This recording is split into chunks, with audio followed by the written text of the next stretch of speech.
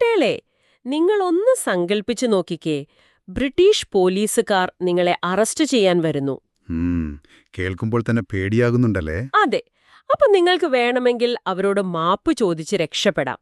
എന്നാൽ അതിന് തയ്യാറാകാതെ വെറും 2 മാസം മാത്രം പ്രായമുള്ള സ്വന്തം കുഞ്ഞിനെയും നെഞ്ചോട് ചേർത്ത് പിടിച്ച് ഒരു തരി പോലും ഭയമില്ലാതെ ഇരുണ്ട ജയിലറകളിലേക്ക് നടന്നു കയറുന്ന ഒരു അമ്മ. വാവ്, ശരിക്കും സിനിമകളിലെ സൂപ്പർ ഹീറോകളെക്കാൾ വലിയ ധീരതയല്ലേ അത്? തീർച്ചയായും.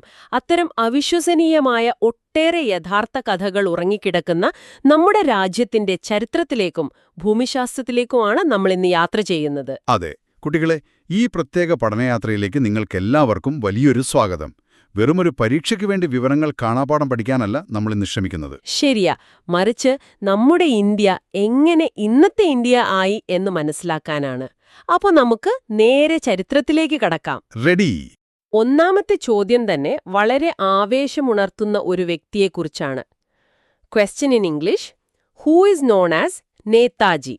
ഒരുപാട് പേർക്ക് അറിയാവുന്ന കാര്യമാണിത്. അതെ, ഇത് മലയാളത്തിൽ ചോദിച്ചാൽ നേതാജി എന്നറിയപ്പെടുന്നത് ആര്? Options: option A Subhash Chandrabose, option B Azad, option C Bhagat Singh, option D Patel. കുട്ടികളെ, ശരിയായ ഉത്തരം എന്താണെന്ന് ചിന്തിക്കാമോ? Correct answer is Subhash Chandrabose. വെറുതെ അദ്ദേഹത്തെ ആളുകൾ നേതാജി എന്ന് വിളിച്ചതല്ല കേട്ടോ. ആണോ? പിന്നെ എന്തുകൊണ്ടാ? അതായത് ബ്രിട്ടീഷുകാരെ ഇന്ത്യയിൽ നിന്ന് പുറത്താക്കാൻ അപേക്ഷിച്ചിട്ട് കാര്യമില്ല, പോരാടുക തന്നെ വേണം എന്നദ്ദേഹം വിശ്വസിച്ചു. അതിനായി സ്വന്തമായൊരു സൈന്യത്തെ തന്നെ അദ്ദേഹം രൂപീകരിച്ചു. വാവ്, ശരിക്കും ഒരു സ്വന്തം സൈന്യം. അതെ അതെ. ഇതിനൊപ്പം നിങ്ങൾ ഓർമ്മിക്കേണ്ട ഒരു പ്രധാനപ്പെട്ട ഫാക്ട് കൂടിയുണ്ട്. എനിക്ക് രക്തം തരൂ, ഞാൻ നിങ്ങൾക്ക് സ്വാതന്ത്ര്യം തരാം എന്ന പ്രസിദ്ധമായ വാചകം സുഭാഷ് ചന്ദ്രബോസിന്റേതാണ്. എത്ര പവർഫുള്ളായ ഒരു വാചകമാണല്ലേ അത്? തീർച്ചയായും. അപ്പൊ നമുക്ക് അടുത്ത ചോദ്യത്തിലേക്ക് പോകാം. സമാനമായ മറ്റൊരു പ്രഖ്യാപനത്തെക്കുറിച്ചാണ്. Question in English: Swaraj is my birth right. Who said this? ഇതൊരു വലിയ പ്രഖ്യാപനമായിരുന്നു. അതെ, മലയാളത്തില് സ്വരാജ്യം എന്റെ ജന്മാവകാശമാണ് എന്ന് പ്രഖ്യാപിച്ചതാര്? Options: option A Balagangadhara Tilakan, option B Bipin Chandrapal, option C Lajpat Rai, option D Bhagat Singh. കുട്ടികളെ, ശരിയായ ഉത്തരം എന്താണെന്ന് ചിന്തിക്കാമോ? Correct answer is Balagangadhara Tilakan. അപ്പൊ ഈ സ്വരാജ് എന്ന് പറഞ്ഞാൽ എന്താണ്? അതായത് ഇന്ത്യക്കാർക്ക് സ്വന്തമായി രാജ്യം ഭരിക്കാനുള്ള അവകാശമുണ്ട്. അതാണ് സ്വരാജ്. അത് തനിക്ക് ജന്മനാ കിട്ടിയ അവകാശമാണെന്ന് ബ്രിട്ടീഷുകാരുടെ കണ്ണിൽ നോക്കിയെന്ന് പറയാൻ വലിയ ചങ്കൂറ്റം വേണമായിരുന്നു. ശരിയാ, വലിയ ധൈര്യം തന്നെ വേണം. അതെ. ഇവിടെ ഒരു പ്രധാനപ്പെട്ട LSS ഫാക്ട് ഉണ്ട് കേട്ടോ. അദ്ദേഹത്തെ നമ്മൾ സ്നേഹത്തോടെ ലോക്മാന്യ തിലകൻ എന്നാണ് വിളിക്കാറുള്ളത്. ലോക്മാന്യ തിലകൻ, നല്ല പേര്. ഇനി മൂന്നാമത്തെ ചോദ്യം നമ്മളെല്ലാവർക്കും അറിയാവുന്ന ഗാന്ധിജിയുമായി ബന്ധപ്പെട്ടതാണ്. അതെന്താണ്? Question in English: political Guru of Mahatma Gandhi. മലയാളത്തിൽ മഹാത്മാഗാന്ധിയുടെ രാഷ്ട്രീയ ഗുരു ആര്? ഇതൊരു വളരെ പ്രധാനപ്പെട്ട ചോദ്യമാണ്. അതെ. കുട്ടികളെ, ശരിയായ ഉത്തരം എന്താണെന്ന് ചിന്തിക്കാമോ?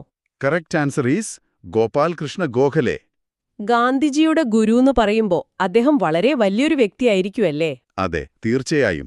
ഗാന്ധിജി സൗത്ത് ആഫ്രിക്കയിൽ നിന്ന് ഇന്ത്യയിൽ തിരികെ എത്തിയപ്പോൾ ഇന്ത്യയിലെ സാധാരണക്കാരായ കർഷകരുടെയും പാവപ്പെട്ടവരുടെയും പ്രശ്നങ്ങൾ അദ്ദേഹത്തിന് മനസ്സിലാക്കി കൊടുത്തത് ഗോഖലെയായിരുന്നു. ഓ, അങ്ങനെയാണ് ഗാന്ധിജി ഇന്ത്യയെപ്പറ്റി കൂടുതൽ പഠിച്ചത്. കൃത്യമായി പറഞ്ഞു. അതുകൊണ്ടാണ് അദ്ദേഹത്തെ രാഷ്ട്രീയ ഗുരു എന്ന് വിളിക്കുന്നത്. മനസ്സിലായി. അപ്പൊ നാലാമത്തെ ചോദ്യവും ഗോഖലെയുമായി ബന്ധപ്പെട്ടത് തന്നെയാണ് കേട്ടോ. Question in English: who founded servants of India society? അതും അദ്ദേഹം തന്നെയാണ്. അതെ. മലയാളത്തിൽ ചോദിച്ചാൽ സെർവന്റ്സ് ഓഫ് ഇന്ത്യ സൊസൈറ്റി സ്ഥാപിച്ചതാര്? Options: option A Gandhi, option B Gokhalakrishna Gokhale, option C Vivekananda, option D Rajaram Mohan. കുട്ടികളെ, ശരിയായ ഉത്തരം എന്താണെന്ന് ചിന്തിക്കാമോ? അപ്പോൾ നമ്മൾ പറഞ്ഞതുപോലെ തന്നെ correct answer is Gopalakrishna Gokhale. എന്തിനാണ് അദ്ദേഹം ഇങ്ങനെ ഒരു സൊസൈറ്റി ഉണ്ടാക്കിയത്? സമൂഹത്തിലെ പാവപ്പെട്ടവരെ സഹായിക്കുക, അവർക്ക് വിദ്യാഭ്യാസം നൽകുക എന്നതായിരുന്നു ഇതിന്റെ പ്രധാന ലക്ഷ്യം. വളരെ നല്ലൊരു കാര്യമാണത്. അതെ. ഇവിടുത്തെ LSS ഫാക്ട് കുട്ടികൾ കൃത്യമായി ഓർത്തുവെക്കണം. വിദ്യാഭ്യാസവും സേവനവും ലക്ഷ്യമാക്കി 1905-ൽ പൂനെയിലാണ് ഗോഖലെ ഈ സംഘടന സ്ഥാപിച്ചത്. പൂനെയിൽ 1905 സൂപ്പർ. ഇനി നമുക്ക് അഞ്ചാമത്തെ ചോദ്യം നോക്കാം. Question in English. Who is known as frontier Gandhi? ഗാന്ധിജിയോട് സാമ്യമുള്ള മറ്റൊരു നേതാവ്. അതെ. മലയാളത്തിൽ അതിർത്തി ഗാന്ധി എന്നറിയപ്പെടുന്നത് ആര്? Options. Option A Azad, option B Khan Abdul Gaffar Khan, option C Syed Ahmed, option D Jinnah. കുട്ടികളെ, ശരിയായ ഉത്തരം എന്താണെന്ന് ചിന്തിക്കാമോ? Correct answer is Khan Abdul Gaffar Khan. എന്തുകൊണ്ടാണ് അദ്ദേഹത്തെ അതിർത്തി ഗാന്ധി എന്ന് വിളിക്കുന്നത്? അതായത് ഇന്നത്തെ പാകിസ്ഥാൻ ഭാഗത്തുള്ള വടക്കുപടിഞ്ഞാറൻ അതിർത്തി പ്രദേശങ്ങളിലാണ് അദ്ദേഹം പ്രധാനമായും പ്രവർത്തിച്ചിരുന്നത്. ആഹാ, അപ്പോ അവിടെയാണ് അദ്ദേഹം ഗാന്ധിജിയുടെ ആശയങ്ങൾ പ്രചരിപ്പിച്ചതല്ലേ? അതെ, അവിടുത്തെ ജനങ്ങളെ അഹിംസയും സ്നേഹവും പഠിപ്പിച്ചത് അദ്ദേഹമാണ്. ഇവിടെ വളരെ വലിയൊരു LSS ഫാക്ട് കൂടി പഠിക്കാനുണ്ട്. അതെന്താണ്? ഇന്ത്യയിലെ ഏറ്റവും വലിയ അവാർഡായ ഭാരതരത്ന ലഭിച്ച ആദ്യ വിദേശ പൗരൻ ഇദ്ദേഹമാണ്. ഇന്ത്യ വിഭജിച്ചപ്പോൾ അദ്ദേഹം പാകിസ്ഥാനിലായിപ്പോയി. എങ്കിലും അദ്ദേഹത്തിന്റെ സേവനങ്ങളെ ഇന്ത്യ ഒരിക്കലും മറന്നില്ല കേട്ടോ. വാവ്, അത് വളരെ നല്ലൊരു വിവരമാണ്. അപ്പോ നമ്മൾ പുരുഷന്മാരായ നേതാക്കളെക്കുറിച്ച് സംസാരിച്ചു. ഇനി നമ്മുടെ രാജ്യത്തിന്റെ സ്വാതന്ത്ര്യ സമരത്തിൽ പങ്കെടുത്ത ധീര വനിതകളെക്കുറിച്ച് പഠിച്ചാലോ? തീർച്ചയായും. അവർ നൽകിയ സംഭാവനകൾ വളരെ വലുതാണ്. അപ്പോ ഇതാ ആറാമത്തെ ചോദ്യം. Question in English. Who is the nightingale of India? മലയാളത്തിൽ ഇന്ത്യയുടെ വാനമ്പാടി ആര്? വളരെ പ്രശസ്തമായൊരു പേരാണിത്. അതെ. Options. Option A Lata Mangeshkar, option B Sarojini Naidu, option C Annie Besant, option D Subbulakshmi. കുട്ടികളെ, ശരിയായ ഉത്തരം എന്താണെന്ന് ചിന്തിക്കാമോ? Correct answer is Sarojini Naidu. Lata Mangeshkar എന്ന ഓപ്ഷൻ കേട്ടപ്പോൾ ചിലർക്കെങ്കിലും പാട്ടുകാരിയാണോ എന്ന് തോന്നിയിട്ടുണ്ടാകുമല്ലേ? തോന്നാൻ സാധ്യതയുണ്ട്. പക്ഷേ സരോജിനി നായിഡുവിന് ഈ പേര് ലഭിച്ചത് അവർ വളരെ മനോഹരമായി കവിതകൾ എഴുതുകയും അതുപോലെ ജനങ്ങളെ ആവേശം കൊള്ളിക്കുന്ന രീതിയിൽ പ്രസംഗിക്കുകയും ചെയ്തതുകൊണ്ടാണ്. ശരിക്കും വാക്കുകൾ കൊണ്ട് പാട്ടുപാടുന്ന വാനമ്പാടി. ഇനി ഇവരുടെ പേരിൽ തന്നെയുള്ള മറ്റൊരു ചരിത്രനേട്ടം കൂടെ നോക്കാം. ഏഴാമത്തെ ചോദ്യം. പറയൂ. Question in English. First Indian woman president of INC. മലയാളത്തിൽ ഇന്ത്യൻ നാഷണൽ കോൺഗ്രസിന്റെ ആദ്യത്തെ ഇന്ത്യൻ വനിതാ പ്രസിഡന്റ് ആര്? ഇത് വളരെ പ്രധാനപ്പെട്ടൊരു സ്ഥാനമാണ്. അതെ. Options. Option A Indira, option B Annie Besant, option C Sarojini Naidu, option D Sucheta. കുട്ടികളെ, ശരിയായ ഉത്തരം എന്താണെന്ന് ചിന്തിക്കാമോ? നമ്മൾ നേരത്തെ പറഞ്ഞതുപോലെ correct answer is Sarojini Naidu. അപ്പോ ഈ പദവിയുടെ പ്രത്യേകത എന്തായിരുന്നു എന്ന് ഒന്ന് ചിന്തിച്ചു നോക്കൂ കുട്ടികളെ. അക്കാലത്ത് ഇന്ത്യയുടെ സ്വാതന്ത്ര്യ സമരത്തിന് നേതൃത്വം നൽകുന്ന ഏറ്റവും വലിയ പ്രസ്ഥാനമാണ് ഇന്ത്യൻ നാഷണൽ കോൺഗ്രസ്. അതെ. അപ്പൊ അതിന്റെ അധ്യക്ഷ പദവിയിലേക്ക് ഒരു ഇന്ത്യൻ വനിത കടന്നുവരുന്നത് തന്നെ രാജ്യത്തെ മുഴുവൻ സ്ത്രീകൾക്കും നൽകിയ ആത്മവിശ്വാസം എത്ര വലുതായിരിക്കും. ഇതൊരു വലിയ PSC ഫാക്ട് കൂടിയാണ് കേട്ടോ. ശരിയാ, വലിയൊരു മാതൃകയാണവർ. ഇനി എട്ടാമത്തെ ചോദ്യം നോക്കാം. മറ്റൊരു ധീരവനിതയെക്കുറിച്ചാണ്. Question in English. Heroine of quit India movement. Quit India സമരം. അതെ. മലയാളത്തിൽ ക്വിറ്റ് ഇന്ത്യ സമരത്തിന്റെ റാണി ആര്? Options. Option A Aruna Asaf Ali, option B Sarojini Naidu, option C Kasturba, option D madam Cama. കുട്ടികളെ, ശരിയായ ഉത്തരം എന്താണെന്ന് ചിന്തിക്കാമോ? Correct answer is Aruna Asaf Ali. എന്തുകൊണ്ടാണ് അവരെ ഈ സമരത്തിന്റെ റാണി എന്ന് വിളിക്കുന്നത്? അതിനു പിന്നിൽ ഒരു വലിയ കഥയുണ്ട്. 1942 ബ്രിട്ടീഷുകാരോട് ഇന്ത്യ വിട്ടുപോകാൻ ഗാന്ധിജി ആവശ്യപ്പെട്ടു. അന്ന് ബ്രിട്ടീഷ് പോലീസ് ഗാന്ധിജി അടക്കമുള്ള എല്ലാ വലിയ നേതാക്കളെയും ഒറ്റയടിക്ക് അറസ്റ്റ് ചെയ്തു ജയിലിലാക്കി. അയ്യോ, അപ്പൊ സമരം നയിക്കാൻ ആരുമുണ്ടായിരുന്നില്ലേ? അവിടെയാണ് അരുണ ആസഫ് അലിയുടെ ധീരത നമ്മൾ കാണുന്നത്. നേതാക്കളില്ലാതെ ജനങ്ങൾ പകച്ചു നിൽക്കുമ്പോൾ ബോംബെയിലെ മൈതാനത്ത് പോലീസ് വിലക്ക് ലംഘിച്ച് ധീരമായി ഓടിക്കയറി ഇന്ത്യയുടെ പതാക അവരുയർത്തി. വാവ്, അത് കേൾക്കുമ്പോൾ തന്നെ ഒരു രോമാഞ്ചം വരുന്നുണ്ട്. അതെ, അതുകൊണ്ടാണ് അവരെ സമരത്തിന്റെ റാണി എന്ന് വിളിക്കുന്നത്. വളരെ ശരിയാ. ഇനി ഒൻപതാമത്തെ ചോദ്യം യുവാക്കൾക്ക് വലിയ ആവേശമായ ഒരു പോരാളിയെക്കുറിച്ചാണ്. Question in English.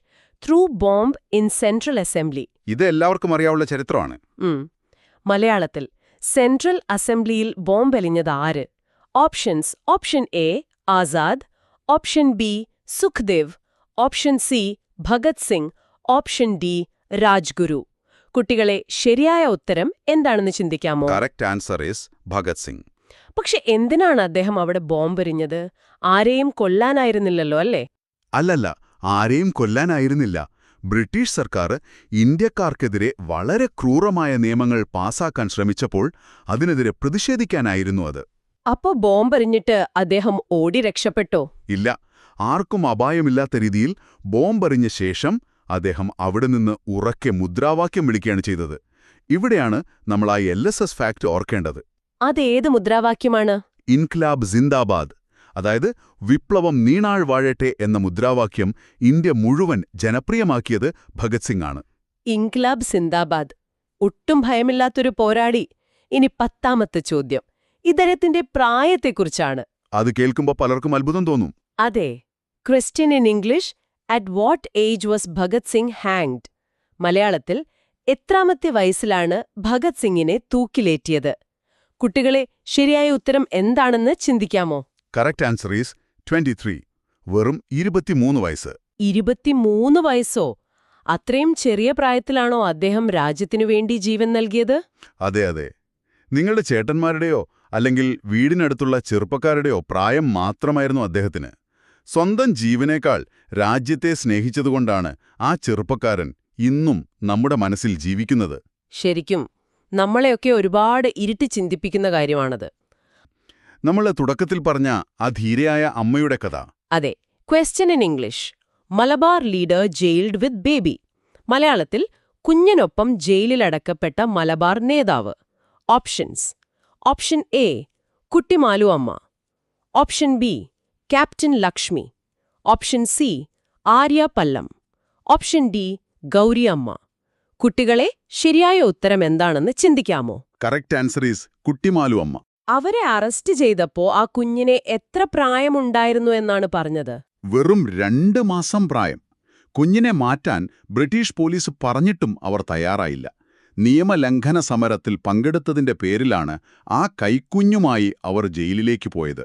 ശരിക്കും ആ കുഞ്ഞും ഒരു കുട്ടി സ്വാതന്ത്ര്യസമര സേനാനിയായി മാറിയല്ലേ? തീർച്ചയായും.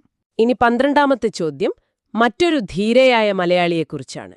Question in English, who is known as the Jhansi Rani of Travancore? തിരുവിതാംകൂറിന്റെ സ്വന്തം റാണി. അതെ. മലയാളത്തിൽ തിരുവിതാംകൂറിലെ ഝാൻസി റാണി എന്നറിയപ്പെടുന്നത് ആര്? കുട്ടികളെ ശരിയായ ഉത്തരം എന്താണെന്ന് ചിന്തിക്കാമോ? Correct answer is Akkamma Cheriyan. എന്തുകൊണ്ടാണ് അവര് ഝാൻസി റാണി എന്ന് വിളിക്കുന്നത്? തിരുവിതാംകൂർ ദിവാനെതിരെ ആയിരക്കണക്കിന് ആളുകളെ അണിനിരത്തിക്കൊണ്ട് അവർ വലിയൊരു റാലി നടത്തി. അപ്പോൾ പട്ടാളം തോക്കുമായി മുന്നിൽ നിന്നപ്പോ വേണമെങ്കിൽ ആദ്യം എന്നെ വെടിവെക്കൂ എന്ന് പറഞ്ഞ് അവർ നെഞ്ചു വിരിച്ചു നിന്നു. എന്തൊരു ധൈര്യം! അതെ, ആ ധീരത കണ്ടാണ് സാക്ഷാൽ ഗാന്ധിജി അവരെ തിരുവിതാംകൂറിലെ ഝാൻസി റാണി എന്ന് വിളിച്ചത്. ഇതിനൊപ്പമുള്ള LSS ഫാക്ട് ഇതാണ്: അക്കാമ ചെറിയാന്റെ ആത്മകഥയുടെ പേര് ജീവിതം ഒരു സമരം എന്നാണ്. ശരിക്കും ജീവിതം ഒരു സമരം തന്നെയായിരുന്നു അവർക്ക്. ഇനി 13ാമത്തെ ചോദ്യത്തിലേക്ക് വരാം. ആശയങ്ങൾ ജനങ്ങളിലെത്തിക്കാൻ കേരളത്തിൽ പത്രങ്ങൾ എങ്ങനെ സഹായിച്ചു എന്നാണ് ഇത് പറയുന്നത്. അന്ന് പത്രങ്ങൾ മാത്രമായിരുന്നു ജനങ്ങൾക്ക് ആശ്രയം. ശരിയാ. Question in English, founder and first editor of Mathrubhumi.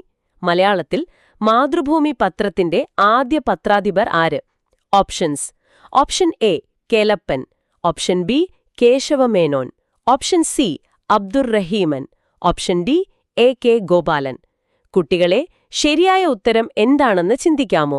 Correct answer is KP Keshavamenon. അക്കാലത്ത് മാതൃഭൂമി പത്രം തുടങ്ങാനുള്ള പ്രധാന കാരണം എന്തായിരുന്നു? അന്ന് ഇന്നത്തെ പോലെ ടിവിയോ വാട്സാപ്പോ ഒന്നുമില്ലല്ലോ. അപ്പോ സ്വാതന്ത്ര്യസമരത്തെക്കുറിച്ചുള്ള വാർത്തകളും ഗാന്ധിജിയുടെ ആശയങ്ങളും സാധാരണ ജനങ്ങളിലെത്തിക്കാനും രാജ്യസ്നേഹം വളർത്താനുമാണ് അദ്ദേഹം ഈ പത്രം ആരംഭിച്ചത്. മനസ്സിലായി. 14ാമത്തെ ചോദ്യം അത്തരത്തിലുള്ള മറ്റൊരു പത്രത്തെക്കുറിച്ചാണ്. Question in English, who started the news paper Al Ameen? Al Ameen പത്രം വളരെ പ്രധാനപ്പെട്ടതാണ്. അതെ. മലയാളത്തിൽ അൽ അമീൻ എന്ന പത്രം ആരംഭിച്ചതാര്? Options: option A Maulana Azad, option B Abdurahiman Sahib, option C Vakkom Moulavi, option D Moidu Moulavi. കുട്ടികളെ ശരിയായ ഉത്തരം എന്താണെന്ന് ചിന്തിക്കാമോ? Correct answer is Abdur Rahman Sahib. ഈ പത്രവും സ്വാതന്ത്ര്യ സമരത്തിന് വലിയ ഊർജം നൽകിയിട്ടുണ്ടാവുമല്ലേ? തീർച്ചയായും. അദ്ദേഹം ബ്രിട്ടീഷുകാരോട് യാതൊരു വിട്ടുവീഴ്ചയ്ക്കും തയ്യാറാകാത്ത ധീരനായ നേതാവായിരുന്നു. ഇവിടെ ഒരു പ്രധാനപ്പെട്ട PSC ഫാക്ട് നിങ്ങൾ ഓർത്തുവെക്കണം. അതെന്താണ്? അദ്ദേഹത്തിന്റെ ഈ വലിയ ധീരത കാരണം അദ്ദേഹത്തെ കേരള സുഭാഷ് ചന്ദ്രബോസ് എന്നും വിളിക്കുന്നു. കേരള സുഭാഷ് ചന്ദ്രബോസ്, വളരെ നല്ലൊരു വിവരമാണത്. അപ്പൊ കുട്ടികളെ, നമ്മൾ ഇന്ത്യയുടെയും കേരളത്തിന്റെയും ചരിത്രത്തിലെ പ്രധാനപ്പെട്ട കാര്യങ്ങൾ മനസ്സിലാക്കി. ഇനി ചരിത്രത്തിൽ നിന്ന് നമ്മൾ ഭൂമിശാസ്ത്രത്തിലേക്ക്, അതായത് ജോഗ്രഫിയിലേക്ക് കടക്കുകയാണ്. അപ്പോ കുട്ടികളൊന്ന് കണ്ണടച്ച് ഇന്ത്യയുടെ ഭൂപടം മനസ്സിൽ കണ്ടു നോക്കിക്കേ. അതെ, വടക്കു വലിയ ഹിമാലയ പർവ്വതങ്ങൾ, താഴേക്ക് വരുമ്പോൾ നദികൾ, തെക്ക് വലിയ സമുദ്രങ്ങൾ. അപ്പൊ 15ാമത്തെ ചോദ്യം ഇതാണ്. Question in English: current number of states in India. മലയാളത്തിൽ ഇന്ത്യയിൽ ഇപ്പോൾ എത്ര സംസ്ഥാനങ്ങളുണ്ട്? Options: option A 27, option B 28, option C 29, option D 30. കുട്ടികളെ, ശരിയായ ഉത്തരം എന്താണെന്ന് ചിന്തിക്കാമോ? Correct answer is 28. ഇന്ത്യയിൽ ഇപ്പോൾ 28 സംസ്ഥാനങ്ങളാണുള്ളത്. ഇതിൽ ചിലർക്കെങ്കിലും ചെറിയ സംശയം വന്നേക്കാം കേട്ടോ. കാരണം കുറച്ചു വർഷങ്ങൾക്ക് മുൻവരെ ഇത് 29 ആയിരുന്നില്ലേ? അതെ. അവിടെയാണ് നമ്മൾ ഈ LSS ഫാക്ട് മനസ്സിലാക്കേണ്ടത്. 2019-ൽ ജമ്മു കശ്മീരിനെ സംസ്ഥാന പദവിയിൽ നിന്ന് മാറ്റി കേന്ദ്രഭരണ പ്രദേശമാക്കിയതോടെയാണ് സംസ്ഥാനങ്ങളുടെ എണ്ണം 28ആയി കുറഞ്ഞത്. ആ ഫാക്ട് കൃത്യമായി ഓർത്തുവെക്കണം കേട്ടോ. അപ്പോൾ 16ാമത്തെ ചോദ്യം ഇതാണ്. സംസ്ഥാനങ്ങളല്ലാത്ത മറ്റു ചില പ്രദേശങ്ങളെക്കുറിച്ചാണ്. Question in English: number of union territories in India. Union യൂണിയൻ ടെറിട്ടറീസ്. അതെ, മലയാളത്തിൽ ഇന്ത്യയിൽ എത്ര കേന്ദ്രഭരണ പ്രദേശങ്ങളുണ്ട്? Options: option A 7, option B 8, option C 9, option D 10. കുട്ടികളെ, ശരിയായ ഉത്തരം എന്താണെന്ന് ചിന്തിക്കാമോ? Correct answer is 8. 8 കേന്ദ്രഭരണ പ്രദേശങ്ങളാണ് നമുക്കുള്ളത്. ഈ കേന്ദ്രഭരണ പ്രദേശങ്ങൾ എന്ന് പറഞ്ഞാൽ എന്താണ് വ്യത്യാസം? സംസ്ഥാനങ്ങൾക്ക് അവരുടേതായ സർക്കാരും മുഖ്യമന്ത്രിമാരും ഒക്കെ ഉണ്ടെങ്കിൽ ഈ കേന്ദ്രഭരണ പ്രദേശങ്ങളെ നിയന്ത്രിക്കുന്നത് നേരിട്ട് കേന്ദ്ര സർക്കാരാണ്. ഇവിടത്തെ LSS ഫാക്ട് വളരെ പ്രധാനപ്പെട്ടതാണ് കേട്ടോ. അതെന്താണ്? ഇന്ത്യയിലെ ഏറ്റവും വലിയ കേന്ദ്രഭരണ പ്രദേശം ലഡാക്കും ഏറ്റവും ചെറുത് അറബിക്കടലിൽ കിടക്കുന്ന നമ്മുടെ ലക്ഷദ്വീപുമാണ്. ഏറ്റവും വലുത് ലഡാക്ക്, ചെറുത് ലക്ഷദ്വീപ്. ക്ലിയർ. അപ്പോ 17ാമത്തെ ചോദ്യം ഈ കേന്ദ്ര സർക്കാരിന്റെ പ്രധാന ഓഫീസ് ഇരിക്കുന്ന സ്ഥലത്തെക്കുറിച്ചാണ്. Question in English: what is the capital of India? ഇത് വളരെ എളുപ്പമുള്ള ചോദ്യമാണ്. അതെ, മലയാളത്തിൽ ഇന്ത്യയുടെ തലസ്ഥാനം ഏത്? Options: option A Mumbai, option B Calcutta, option C New Delhi, option D Chennai. കുട്ടികളെ, ശരിയായ ഉത്തരം എന്താണെന്ന് ചിന്തിക്കാമോ? Correct answer is New Delhi. നമ്മുടെ പാർലമെന്റും പ്രധാനമന്ത്രിയുടെ ഓഫീസുമെല്ലാം അവിടെയാണല്ലേ? അതെ, രാജ്യത്തിന്റെ തലച്ചോറ് പോലെ പ്രവർത്തിക്കുന്നത് ഡൽഹിയാണ്. ശരിയാ. ഇനി 18ാമത്തെ ചോദ്യം നമ്മുടെ സംസ്ഥാനങ്ങളുടെ ചില പ്രത്യേകതകളെക്കുറിച്ചാണ്. ഇതിൽ തുടർച്ചയായി 3 കാര്യങ്ങൾ നമ്മൾ പഠിക്കുന്നുണ്ട് കേട്ടോ. എന്തൊക്കെയാണത്? വലിപ്പത്തിൽ ഇന്ത്യയിലെ ഏറ്റവും ചെറിയ സംസ്ഥാനം ഏതാണ്? കുട്ടികളെ, ശരിയായ ഉത്തരം എന്താണെന്ന് ചിന്തിക്കാമോ? Correct answer is Goa. ഭൂപടത്തിൽ ഒരു ചെറിയ പൊട്ടുപോലെ കിടക്കുന്ന മനോഹരമായ സംസ്ഥാനം. അപ്പോ നേരെ തിരിച്ചുള്ള അടുത്ത ചോദ്യം നോക്കാം. Question in English: largest state in India. മലയാളത്തിൽ വലിപ്പത്തിൽ ഇന്ത്യയിലെ ഏറ്റവും വലിയ സംസ്ഥാനം ഏതാണ്? കുട്ടികളെ, ശരിയായ ഉത്തരം എന്താണെന്ന് ചിന്തിക്കാമോ? Correct answer is Rajasthan. വലിയ മരുഭൂമിയൊക്കെയുള്ള അതിവിശാലമായ സംസ്ഥാനം. ഇനി ഇതിൽ 3ാമത്തെ കാര്യം. Question in English: state with maximum borders. മലയാളത്തിൽ ഏറ്റവും കൂടുതൽ സംസ്ഥാനങ്ങളുമായി അതിർത്തികൾ പങ്കിടുന്ന സംസ്ഥാനം ഏതാണ്? കുട്ടികളെ, ശരിയായ ഉത്തരം എന്താണെന്ന് ചിന്തിക്കാമോ? ഇതിന്റെ ഉത്തരം കറക്റ്റ് ആൻസർ ഈസ് ഉത്തർപ്രദേശ്. ഉത്തർപ്രദേശിന് ചുറ്റും ഒരുപാട് സംസ്ഥാനങ്ങളുണ്ടല്ലേ? അതെ, ഒരുപാട് അതിർത്തികളുണ്ട്. ഇവിടെ നമ്മൾ തീർച്ചയായും അറിഞ്ഞിരിക്കേണ്ട 2 LSS ഫാക്ടുകൾ കൂടിയുണ്ട്. പറയൂ. ഒന്ന്, വിസ്തീർണത്തിലല്ല മറിച്ച് ജനസംഖ്യയിൽ ഇന്ത്യയിൽ 1ാം സ്ഥാനത്തുള്ള സംസ്ഥാനം ഉത്തർപ്രദേശാണ്. അവിടെയാണ് ഏറ്റവും കൂടുതൽ ആളുകൾ താമസിക്കുന്നത്. 2, ജനസംഖ്യയിൽ ഏറ്റവും പിന്നിലുള്ള, അതായത് ഏറ്റവും കുറഞ്ഞ ആളുകളുള്ള ഇന്ത്യൻ സംസ്ഥാനം സിക്കിമാണ്. വാവ്! അപ്പോ വലിപ്പം കൂടുതലുള്ള സ്ഥലത്തല്ല ഏറ്റവും കൂടുതൽ ആളുകളുള്ളതല്ലേ? അതെ, ജനസംഖ്യയും സ്ഥലത്തിന്റെ വലിപ്പവും വ്യത്യസ്തമാണ്. ശരിയാ.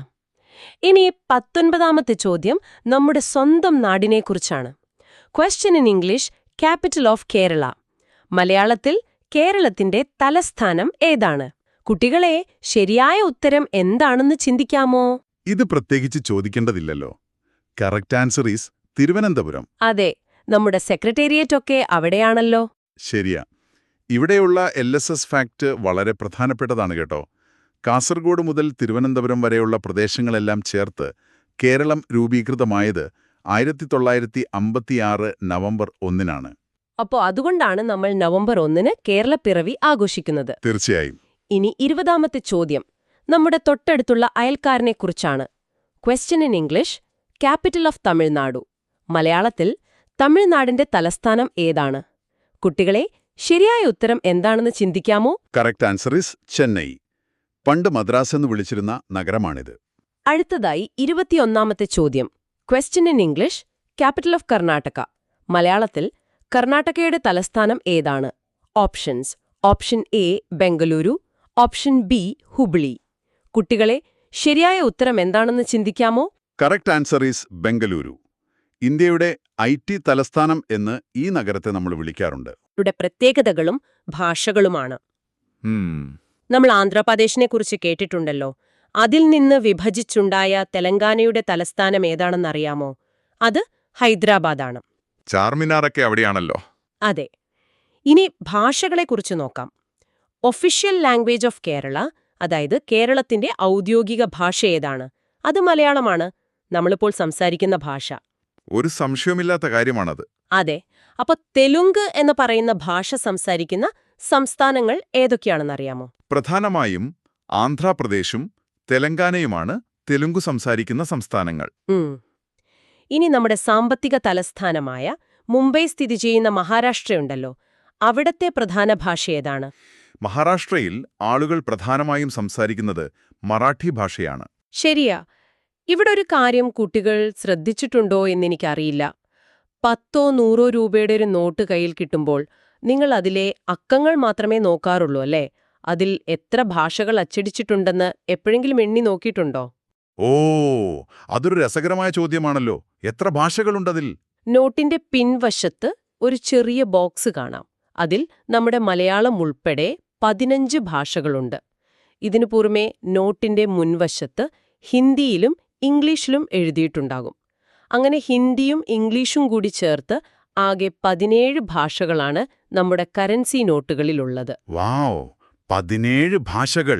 ശരിക്കും അതൊരു വലിയ അറിവാണ് കേട്ടോ. അതെ. ഇനി നമ്മൾ ഇന്ത്യയുടെ വ്യത്യസ്തങ്ങളായ നൃത്തരൂപങ്ങളിലേക്ക് വരികയാണ്. ഓരോ സംസ്ഥാനത്തിനും അവരുടേതായ ക്ലാസിക്കൽ ഡാൻസുകളുണ്ട്. ചോദ്യങ്ങൾ ഞാൻ തുടർച്ചയായി ചോദിക്കാം. Ready. Question in English, classical dance of Kerala. മലയാളത്തില് കേരളത്തിന്റെ ക്ലാസിക്കൽ ഡാൻസ് ഏതാണ്? കുട്ടികളെ, ശരിയായ ഉത്തരം എന്താണെന്ന് ചിന്തിക്കാമോ? നമ്മൾ കലോത്സവങ്ങളിൽ സ്ഥിരമായി കാണാറുള്ളതാണ്. Correct answer is Mohiniyattam. വെള്ളയും കസവും ചേർന്ന വേഷത്തിലുള്ള വളരെ മനോഹരമായ ഡാൻസ്. കഥകളിയും നമ്മുടേത് തന്നെയാണല്ലോ. ഇനി അടുത്ത ചോദ്യം. Question in English, classical dance of Tamil Nadu. മലയാളത്തിൽ തമിഴ്നാടിന്റെ ക്ലാസിക്കൽ നൃത്തരൂപമേത്? കുട്ടികളെ, ശരിയായ ഉത്തരം എന്താണെന്ന് ചിന്തിക്കാമോ? ഇതിന്റെ ഉത്തരം കറക്റ്റ് ആൻസർ ഈസ് ഭരതനാട്യം. ഇന്ത്യയിലെ ഏറ്റവും പ്രശസ്തമായ ഒന്നാണിത്. അപ്പോ ആന്ധ്രാപ്രദേശിന്റേതോ? Question in English, classical dance of Andhra Pradesh. മലയാളത്തിൽ ആന്ധ്രാപ്രദേശിന്റെ നൃത്തരൂപമേത്? കുട്ടികളെ, ശരിയായ ഉത്തരം എന്താണെന്ന് ചിന്തിക്കാമോ? Correct answer is Kuchipudi. ഒറ്റനോട്ടത്തിൽ ഭരതനാട്യത്തോട് ചെറിയ സാമ്യം തോന്നും കേട്ടോ ഇതിന്. ഇനി നമ്മൾ വടക്ക് കിഴക്കൻ ഭാഗത്തേക്ക് പോവുകയാണ്. Question in English, dance form of Manipur. മലയാളത്തിൽ മണിപ്പൂരിന്റെ നൃത്തരൂപമേത്? കുട്ടികളെ, ശരിയായ ഉത്തരം എന്താണെന്ന് ചിന്തിക്കാമോ? ആ പേരിൽ തന്നെ ഉണ്ട് അതിന്റെ ഉത്തരം. Correct answer is Manipuri. കൃഷ്ണന്റെയും രാധയുടെയും കഥകളാണിതിൽ സാധാരണ കളിക്കുന്നത്. ഇനി നമ്മൾ ക്ലാസിക്കൽ അല്ലാത്ത കുറച്ച് ഉത്സവാഘോഷങ്ങളുടെ നൃത്തങ്ങൾ നോക്കുകയാണ് കേട്ടോ. Question in English, dance form of Punjab. മലയാളത്തിൽ പഞ്ചാബിന്റെ പ്രശസ്തമായ നൃത്തരൂപം ഏത്? കുട്ടികളെ, ശരിയായ ഉത്തരം എന്താണെന്ന് ചിന്തിക്കാമോ? ഇത് വളരെ എനർജറ്റിക്കായ ഒന്നാണ്. Correct answer is Bhangra. പഞ്ചാബിലെ കർഷകർ വിളവെടുപ്പ് സമയത്ത് കൊട്ടിപ്പാടി കളിക്കുന്ന നൃത്തം. ശരിയാ, കാണ്ടാൽ നമുക്കും കളിക്കാൻ തോന്നും. ഇനി ഗുജറാത്തിന്റെ നൃത്തം നോക്കാം. Question in English, dance form of Gujarat. മലയാളത്തിൽ ഗുജറാത്തിന്റെ നൃത്തരൂപം ഏത്? കുട്ടികളെ, ശരിയായ ഉത്തരം എന്താണെന്ന് ചിന്തിക്കാമോ? Correct answer is Garba. Navratri കാലത്ത് ആളുകൾ ഒരുമിച്ച് കൈകൊട്ടി കളിക്കുന്ന ഡാൻസ്. ഓക്കെ, ഇനി അസമിലെ പ്രശസ്തമായ നൃത്തം ഏതാണ്? Question in English, dance form of Assam. മലയാളത്തിൽ അസമിലെ പ്രധാന നൃത്തരൂപം ഏത്? കുട്ടികളെ, ശരിയായ ഉത്തരം എന്താണെന്ന് ചിന്തിക്കാമോ? Correct answer is Bihu. അവിടുത്തെ കാർഷികോത്സവവുമായി ബന്ധപ്പെട്ട ഡാൻസാണിത്. ഇനി അവസാനത്തെ നൃത്തം രാജസ്ഥാനിലേതാണ്. Question in English, dance form of Rajasthan. മലയാളത്തിൽ രാജസ്ഥാനിലെ പ്രശസ്തമായ നൃത്തരൂപം ഏത്? കുട്ടികളെ, ശരിയായ ഉത്തരം എന്താണെന്ന് ചിന്തിക്കാമോ? ഇതിന്റെ ഉത്തരം കറക്റ്റ് ആൻസർ ഈസ് ഘൂമർ. സ്ത്രീകൾ വർണ്ണാഭമായ ഉടുപ്പുകളിട്ട് കറങ്ങി കറങ്ങി കളിക്കുന്ന ഡാൻസാണിത്. ഇന്ത്യയിലെ ഓരോ സംസ്ഥാനത്തിനും എത്രത്തോളം വ്യത്യസ്തതകളാണുള്ളതെന്ന് നോക്കിക്കേ. ഇനി നമ്മുടെ ചരിത്രത്തിൽ സംഭവിച്ച മറ്റൊരു പ്രധാനപ്പെട്ട കാര്യം കൂടെ പറഞ്ഞ് ഇന്നത്തെ നമ്മുടെ ഈ യാത്ര പൂർത്തിയാക്കാം. ചരിത്രപുസ്തകങ്ങളിൽ മാപ്പിള ലഹള അഥവാ മാപ്പിള റിബേലിയൻ എന്ന് കാണുന്നത് എന്താണെന്ന് നിങ്ങൾക്കറിയാമോ? അത് നമ്മൾ ഒരിക്കലും മറക്കാൻ പാടില്ലാത്ത ഒന്നാണ്. അതെ, ബ്രിട്ടീഷ് ഭരണത്തിനും അവിടുത്തെ ജന്മിമാർക്കുമെതിരായി കേരളത്തിൽ, പ്രത്യേകിച്ച് മലബാർ പ്രദേശത്ത് നടന്ന ഒരു വലിയ പ്രക്ഷോഭമായിരുന്നു അത്. ശരിയാ. അതിനെ മലബാർ കലാപം അഥവാ മലബാർ റിബല്യൻ എന്നാണ് നമ്മൾ ചരിത്രത്തിൽ പ്രധാനമായും വിശേഷിപ്പിക്കുന്നത്. സാധാരണക്കാരായ കർഷകർ വലിയൊരു സാമ്രാജ്യത്തോട് പൊരുതിയ കഥയാണത്. അപ്പോ കുട്ടികളെ, ഇന്ന് നമ്മളൊരു പാഠഭാഗം മാത്രമല്ല പഠിച്ചത്, മറിച്ച് നമ്മുടെ രാജ്യത്തിന്റെ ഒരു വലിയ ചിത്രമാണ് മനസ്സിലാക്കിയത്, അല്ലേ? അതെ, സുഭാഷ് ചന്ദ്രബോസും ഭഗത് സിംഗും മുതൽ ഗോഖലെയും അബ്ദുൽ ഗഫാർ ഖാനും വരെയുള്ളവരെ നമ്മൾ അറിഞ്ഞു. അരുണ ആസഫ് അലി, കുട്ടിമാളു അമ്മ തുടങ്ങിയ ധീര വനിതകളെക്കുറിച്ച് നമ്മൾ കേട്ടു. അതുകൂടാതെ ഇന്ത്യയിലെ 28 സംസ്ഥാനങ്ങൾ, 8 കേന്ദ്രഭരണ പ്രദേശങ്ങൾ, തലസ്ഥാനങ്ങൾ, നോട്ടിന് പിന്നിലെ 15 ഭാഷകൾ, അതുപോലെ ഭരതനാട്യവും മോഹിനിയാട്ടവും മുതൽ ഭാംഗ്ര വരെയുള്ള നൃത്തരൂപങ്ങളും എന്നിവയും നമ്മൾ പഠിച്ചു കഴിഞ്ഞു. തീർച്ചയായും വളരെ വലിയൊരു യാത്രയായിരുന്നു ഇത്. എനിക്കുറപ്പാണ് കുട്ടികൾക്കിതെല്ലാം വളരെ രസകരമായി തന്നെ മനസ്സിലായിട്ടുണ്ടാകുമെന്ന്.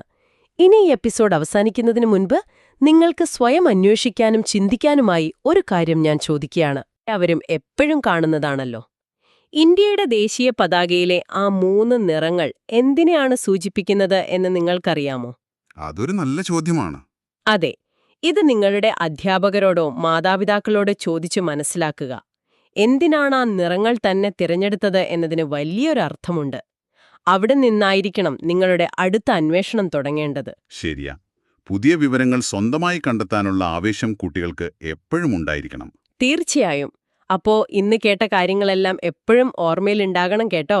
ഇന്ത്യയെക്കുറിച്ചുള്ള അറിവ് വളർത്താം കുട്ടികളെ.